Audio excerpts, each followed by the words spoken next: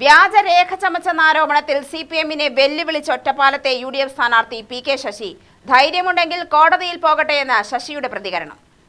സത്യം താൻ കോടതിയിൽ തെളിയിക്കാമെന്നും തെറ്റായ രേഖകൾ റിട്ടേണിംഗ് ഓഫീസർക്ക് ബോധ്യപ്പെടണ്ടേയെന്നും ബോധ്യപ്പെട്ടാൽ വരണാധികാരി അത് നിരാകരിക്കില്ലേയെന്നും പി.കെ. ശശി ചോദിച്ചു. സിപിഎമ്മിന്റേത് അളിഞ്ഞ പ്രചാരണമാണെന്നും പി.കെ. ശശി പ്രതികരിച്ചു. എല്ലാ വൃത്തികെട്ട പ്രചാരണങ്ങളും ഇപ്പോൾ സിപിഎം അടിച്ചുവിട്ടുകൊണ്ടിരിക്കുകയാണ്. ഏറ്റവും അവസാനത്തെ ഒരു നമ്പർ എന്താണെന്ന് ചോദിച്ചാൽ, മിനിഞ്ഞാന്ന് മുതൽ കിട്ടിയ റിപ്പോർട്ട്, ശശി എന്തോ മുസ്ലിം പക്ഷപാതിയാണ്, മുസ്ലിങ്ങൾക്ക് വേണ്ടിയാണ് അയാളുടെ പ്രവർത്തനം മുഴുവൻ. ഞാനൊരു മുസ്ലിം പക്ഷപാതിയാണ് എന്ന് വരുത്തി ഹിന്ദുക്കളുടെ വോട്ട് മുഴുവൻ എനിക്കെതിരാക്കി മാറ്റാനുള്ള കളിയിൻ്റെ ഭാഗമാണിത്. സ്വാഭാവികമായിട്ടും അപൂർവം ചില ആളുകളെയെങ്കിലും തെറ്റിദ്ധരിപ്പിക്കാൻ സാധിക്കുമോ എന്നുള്ള പരിശ്രമത്തിലാണ് അവരിപ്പോൾ വ്യാപൃതമായിട്ടുള്ളത്.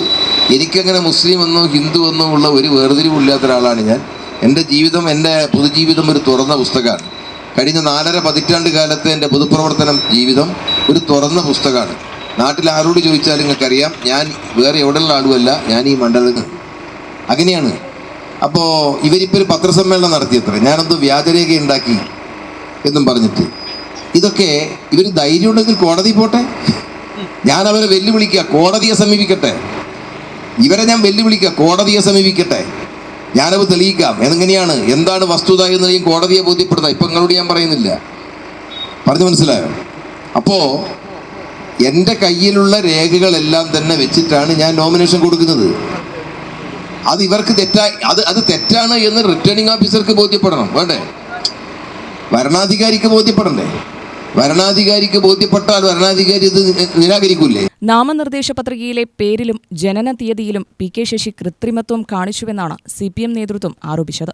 ഒറ്റപ്പാലത്തെ യുഡിഎഫ് സ്ഥാനാർത്ഥി പി.കെ. ശശി നാമനിർദ്ദേശ പത്രികയിലെ പേരിലും വയസ്സിലും കൃത്രിമം കാട്ടിയതായി എൽ.ഡി.എഫ് മണ്ഡലം കമ്മിറ്റിയാണ് ആരോപണമുന്നയിച്ചത്. അദ്ദേഹം പഠിച്ച കുലുക്കല്ലൂർ VAUP സ്കൂളിലെ സർട്ടിഫിക്കറ്റിലുള്ള പേര് ശശിധരൻ P.K. എന്നാണെന്നും സ്കൂൾ സർട്ടിഫിക്കറ്റിൽ ജനന തീയതിയിലും കൃത്രിമം കാണിച്ചുവെന്നുമാണ് എൽ.ഡി.എഫ് നേതാക്കൾ ആരോപിക്കുന്നത്. UTV news, Palakkad.